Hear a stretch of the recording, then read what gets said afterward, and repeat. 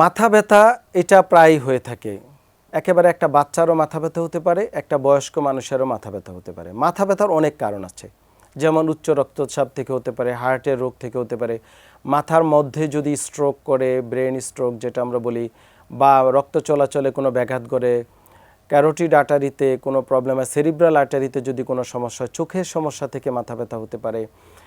অনেক সমস্যা, মাথার মধ্যে যদি টিউমার হয় বা বিভিন্ন কারণে, যেমন টেনশনজনিত হেডেক, আবার সার্ভাইক্যাল প্রবলেম বা ঘাড়ের প্রবলেম থেকেও কিন্তু মাথা ব্যথা হতে পারে, সার্ভাইকোজেনিক হেডেক আমরা বলে থাকি। তারপরে কানের প্রবলেম থেকে হতে পারে, দাঁতের প্রবলেম থেকে মাথা ব্যথা হতে পারে, বিভিন্ন ঔষধজনিত কারণে হতে পারে, লো ব্লাড প্রেশার থেকে মাথা ব্যথা হতে পারে, অনিদ্রা, বিভিন্ন উল্টাপাল্টা লাইফস্টাইল, তারপরে ধূমপান, মদ্যপান, বিভিন্ন কারণে মাথা ব্যথা হতে পারে। তো মাথা ব্যথা কারণগুলো যদি আমরা জানি, সেটা অবশ্যই চিকিৎসকের মাধ্যমে আপনাকে চিকিৎসা করতে হবে। পাশাপাশি আপনারা যারা মাথা ব্যথা দীর্ঘমেয়াদী ভুগছেন, তারা নিয়মিত পানি খাবেন। হাইড্রেশন খুবই ইম্পর্টেন্ট, এবং পর্যাপ্ত আপনাদেরকে ঘুমাতে হবে, অন্তত 6 থেকে 8 ঘন্টা, এবং সেই ঘুমটাও হবে রাতের মধ্যে। দিনে ঘুমাবেন না, রাতে ঘুমাবেন।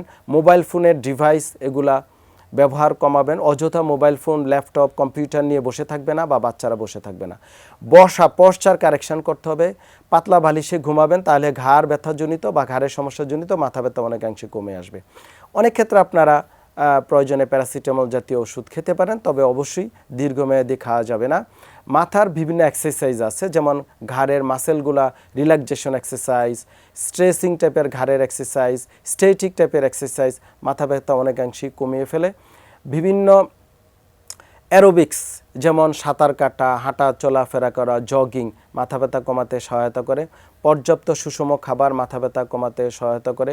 অনেক ক্ষেত্রে কফি এবং চা মাথা ব্যথা কমাতে আপনার সহায়ক ভূমিকা পালন করে। মাথা ব্যথা যে কোনো কারণেই হোক না কেন, দীর্ঘমেয়াদী হলে বসে না থাকে, অবশ্যই আপনাকে একজন বিশেষজ্ঞ চিকিৎসকের শরণাপন্ন হয়ে রোগ নির্ণয় করতে হবে।